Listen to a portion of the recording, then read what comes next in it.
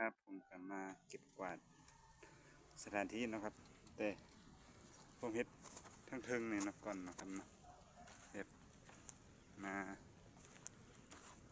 เก็บกวาดให้มันสะอาดนะครับนะแบบเป็นหญ้าเป็นใบไม้ใบตองแบบนี้นะครับนะที่มันหกแล้วนะครับนะเอาหญ้าออกนะครับนะเป็นลานจอดรถนี่นะครับรถใหญ่ขึ้นมาได้ก็จอดรถใหญ่เนาะถ้ารถใหญ่ขึ้นมาได้ก็เป็นที่จอดรถ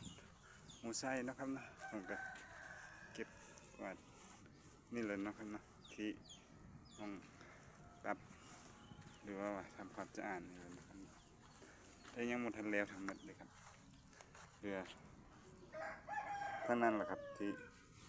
ยังหมดทันแล้วนะครับนะเพราะว่ามันอย่างกับมันหกนั่นนะแต่ก็เอาออกไปหลายๆแล้วล่ะครับ